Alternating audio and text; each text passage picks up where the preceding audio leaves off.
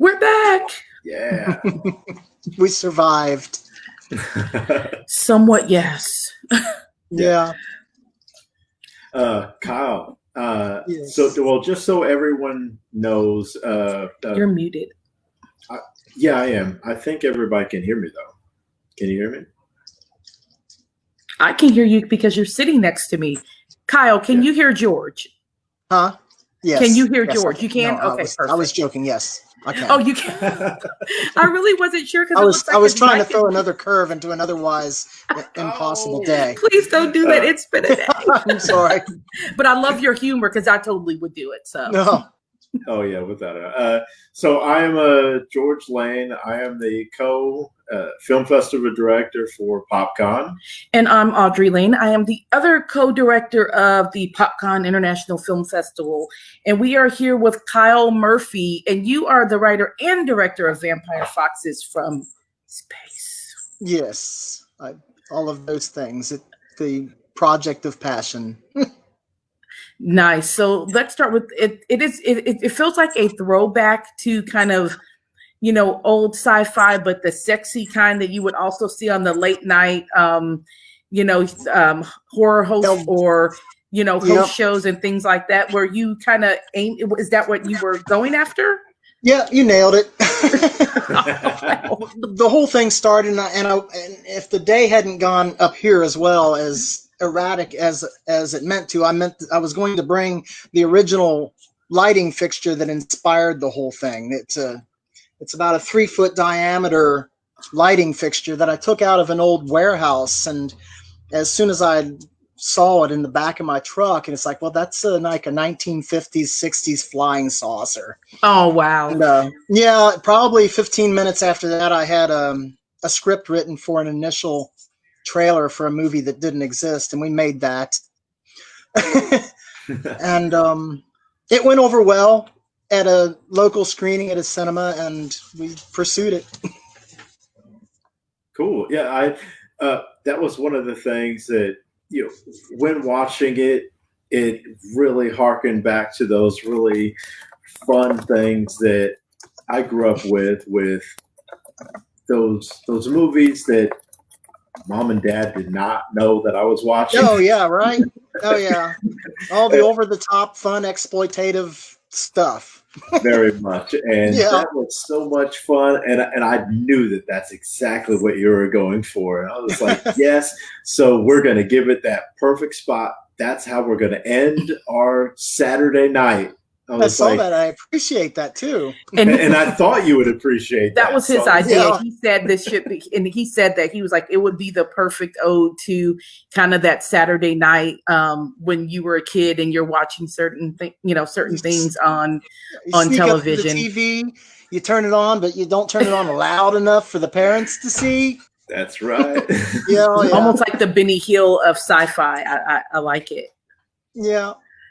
And sort of like when I was a kid, high school, whatever you want to call it, I'd seen Evil Dead, the original one, at a drive-in theater, and myself and a couple friends, we snuck in underneath the fence to get into the drive-in, and probably that was my initial inspiration for everything that I do now.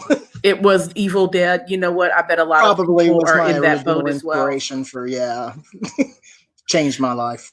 Sneaking in that cinema. So I have to ask, with it being Alaska is where you shot this, correct? Yes, everything. Does that limit your shooting time because of the climate and the weather?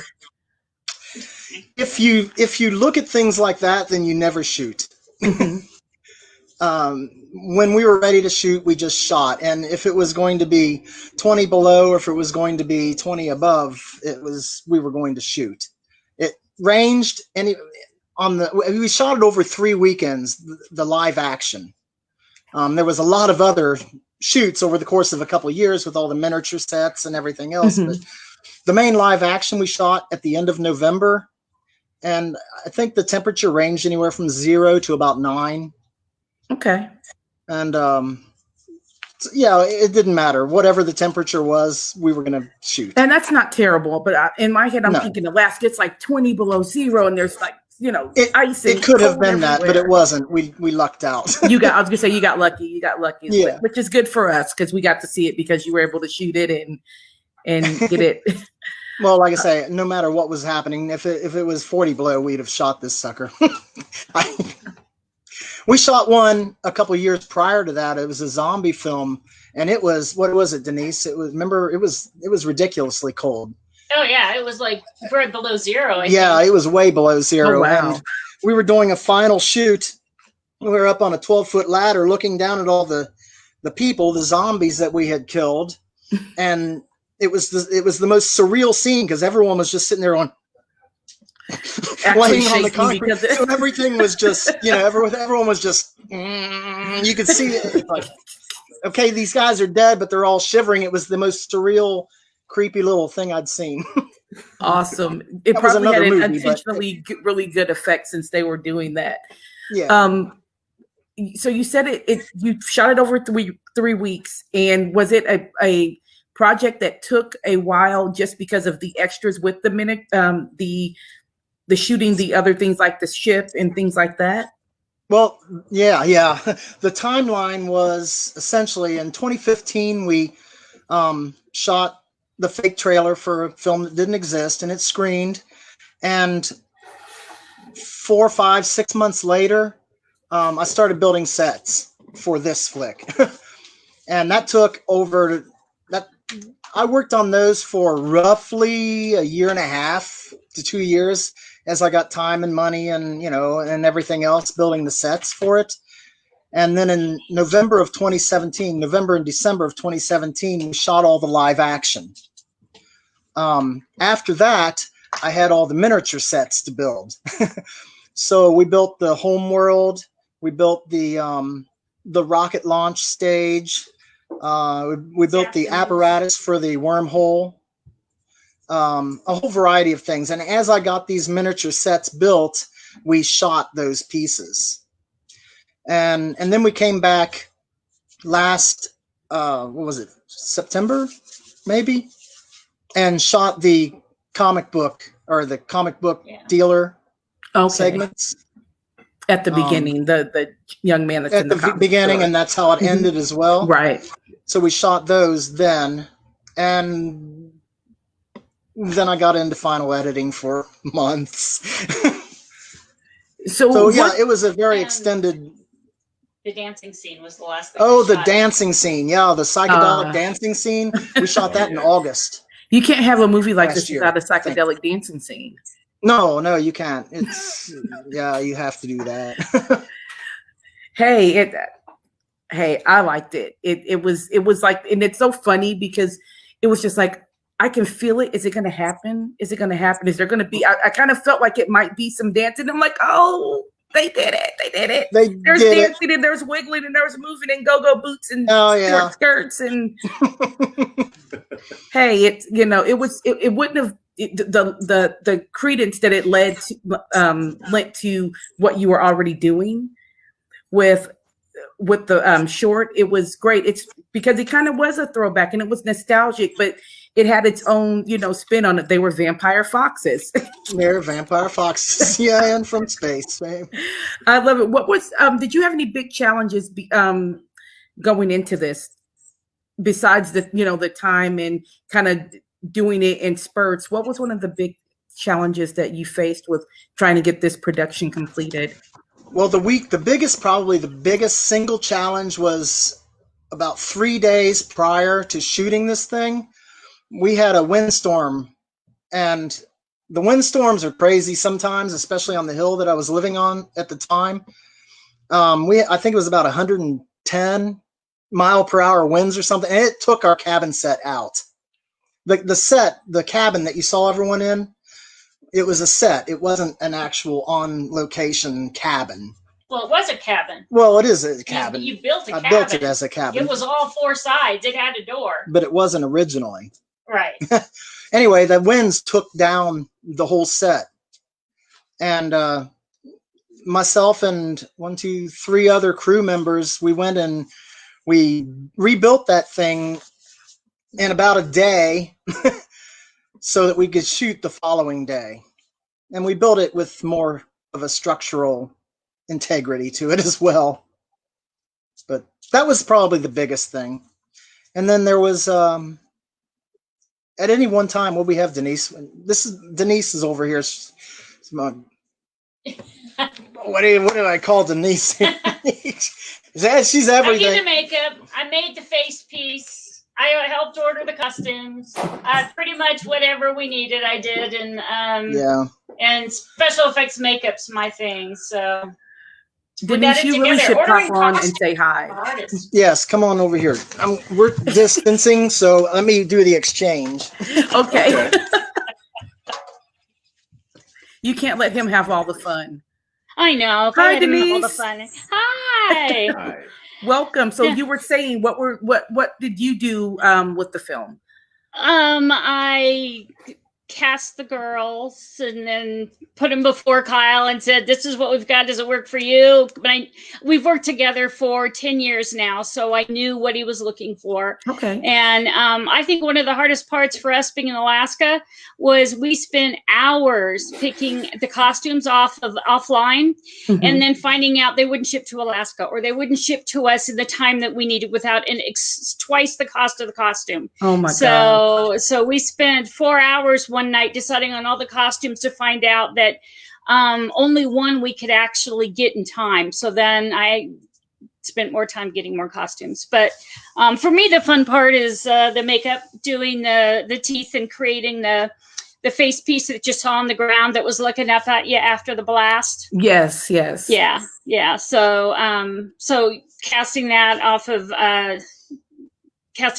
the actor and then making that out of silicone and a glass eye. We were very lucky. Kyle knew a retired ophthalmologist who gave us some glass eyeballs. Not retired. Oh, nice. Oh, he's not retired? Oh, I guess he's not retired. He just was kind and gave us a couple boxes of glass eyeballs, which was great. And so great job on that face piece. That looked really good. Thank you. And glass eyes are not cheap. No. But we have hundreds of them. We have lots of them, thanks to that man. Yes. Well, that's nice. We'll be using those for future films. We actually did a bucket of bloody eyeballs in a past film, An Eyes for Amber. And that was, we did a whole bucket of bloody eyeballs that I made out of gelatin, and we had the glass eyeballs, so we kind of combined them. But, very nice. Yeah. So I think, it's been an amazing thing creating this film, and everybody has been 100% dedicated. People didn't drop off. Usually when I work on, local films and stuff that we're putting together, it's really hard to get people to be consistent and show up all the way through. I'll tell you what, our actors, our team, everyone was committed 100% and really put themselves into it fully. 35 people. We have 35 people on this? Yes. 35 people, 7 miniature sets. No. 4 miniature sets. 4 miniature sets. 4 full-size. 4 full-size sets. 2 locations. 3 other apparatus to make special effects. Yes. When they exit the spaceship and you saw them walking down the ramp, he built that in his house. He had a little tiny room and that was not much bigger than a walk-in closet. And he built the whole exit of the spaceship with the grass and the bushes. When you look at it in film, you have no idea it's inside, but it was in his house. All the steel, everything. Lighting, he put it all together. I was muted. I was muted. I had it all in my head. I was just like, oh, that's amazing. That's awesome. Very impressive that he built that in his house. Yeah, and he built the cave in one of his rooms. I think it used to be a garage at one time, but it's walled in now. But he built that from chicken wire up. Wow. Skills. Jeez. Yeah. That's impressive. His building skills are amazing, and that's one of the things that made this work. Okay, one of the things that I'm curious one of the things that I'm curious about is with a film like this, there's got to be, even though you guys had some issues with the high winds, this is the kind of film that you have a lot of fun on. So I got to hear some funny, great stories that you've got to have about this. Oh, I'm not so good at this, Kyle. That might be your seat. Okay. You're like, switch. Come on in, Kyle.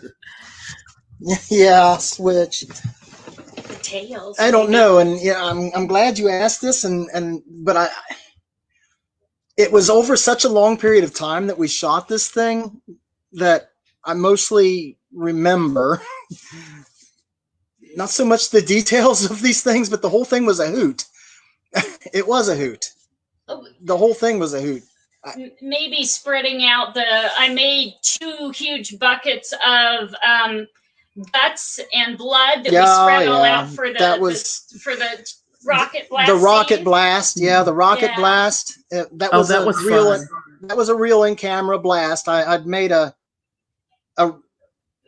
explosive device about this big around, and launched it. Yeah, on top of his house. On top of my house, yeah, and let it off, and it just went everywhere. and yeah, the blood and guts and gore and everything else. We had a 5-gallon bucket of just blood, and there was just all kinds of entrails and nastiness that we were just spraying around the place. And I had blood in a spray gun. We were spraying it around the place too to make the blast zone. That was one of the fun things. That was good. It was fun. The whole thing was fun. Boy, as soon as we stop this stream, I'm going to think, oh my God, I should have mentioned that or that or that. It was the whole thing was like that. Where the girls surrounded the cops. The Comic-Con, yeah, we did a Comic-Con here in Anchorage a couple of years ago to help finance, some more of the film. We got a booth, and I had, all kinds of things. We had a set.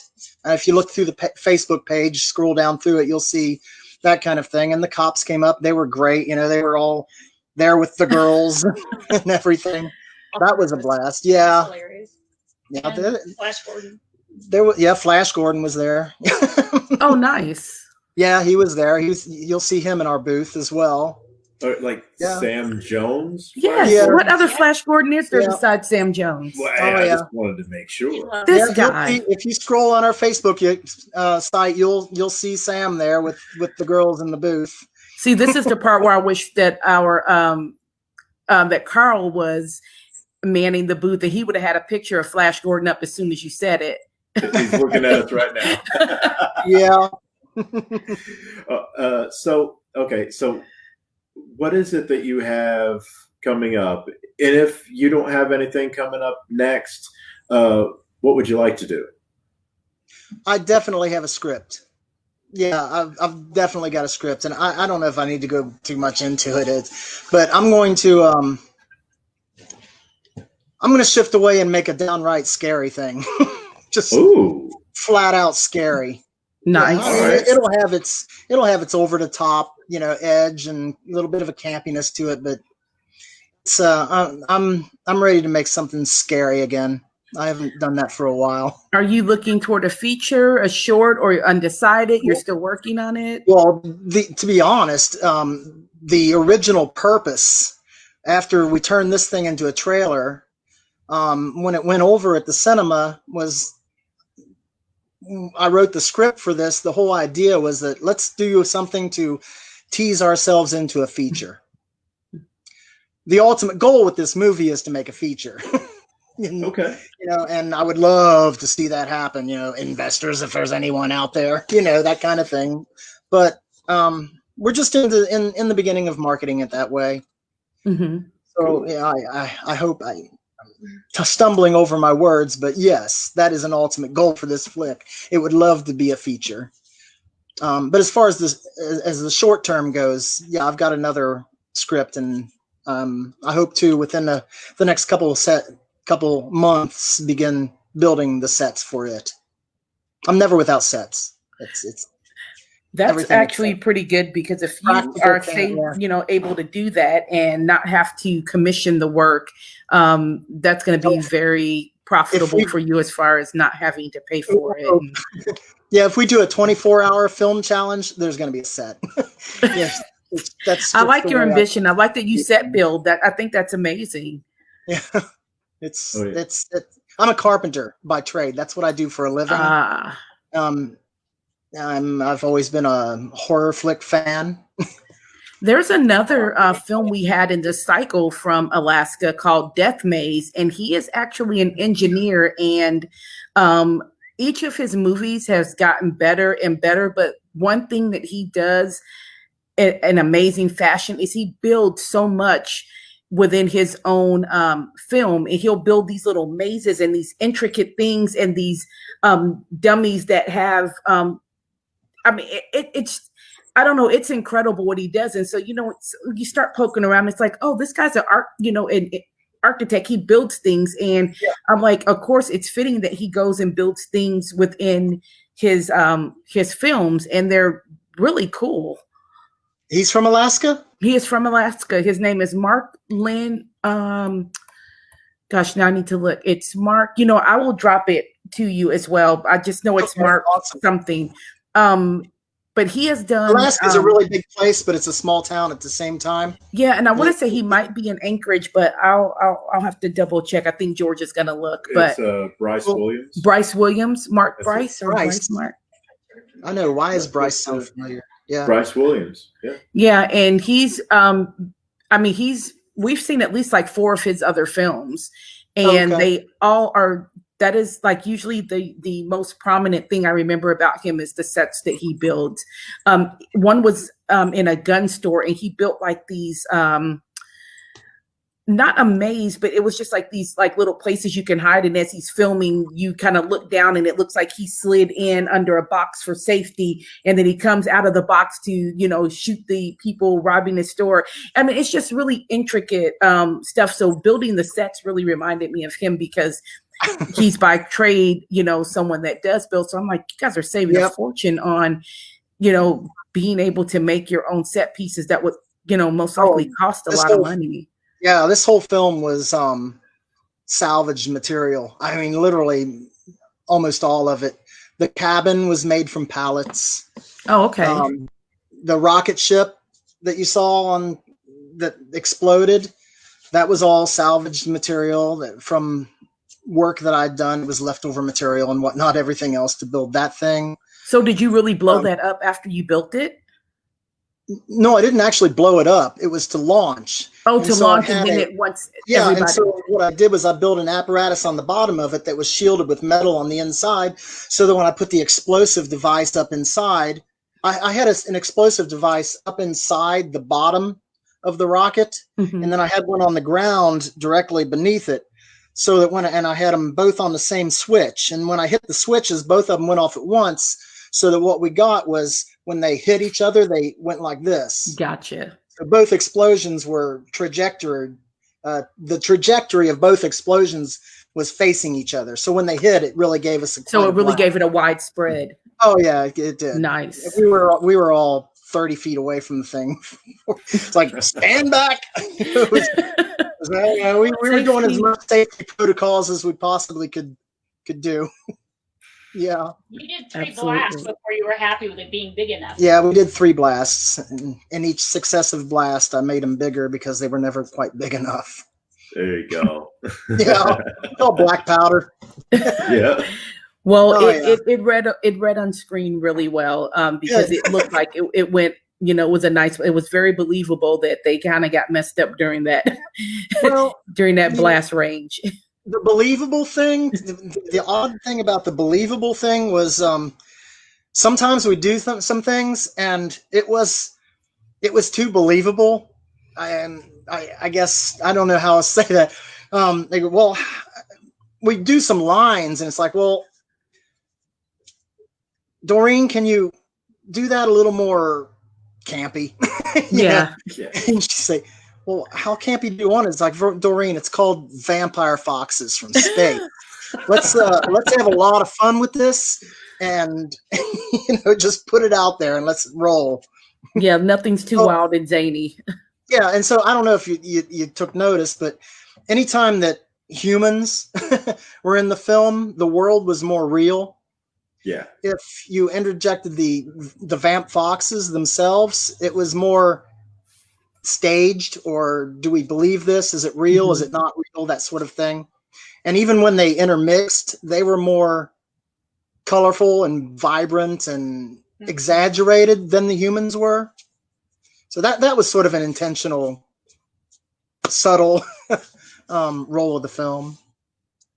Awesome. That practical effects. Yeah, and practical effects. Yeah, everything's practical. Other than one.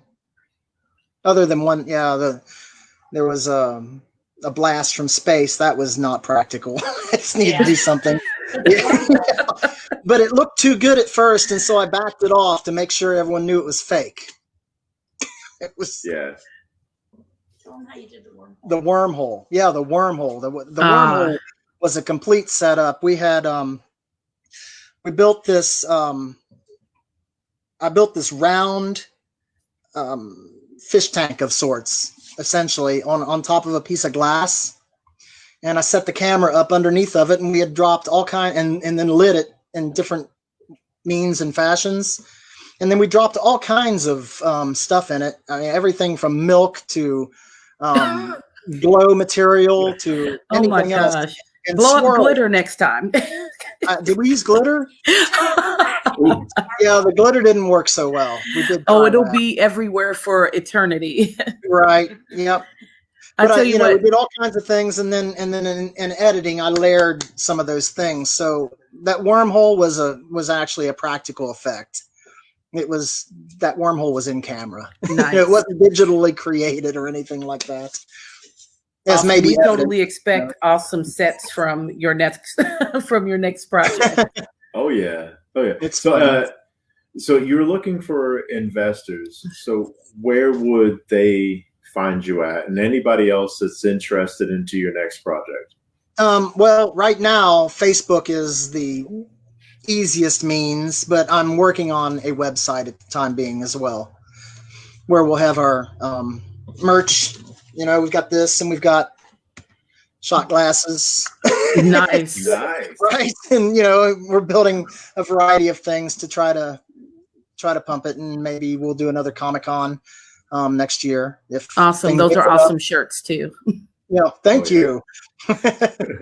Send me an address and I will send you one or two. Oh, we appreciate it. Thank you. Yeah. All right. Well, we're going to end up wrapping. Oh, yeah. The shirts were designed by another Alaskan here. The shirts, the logo by the name of Garrett Martin.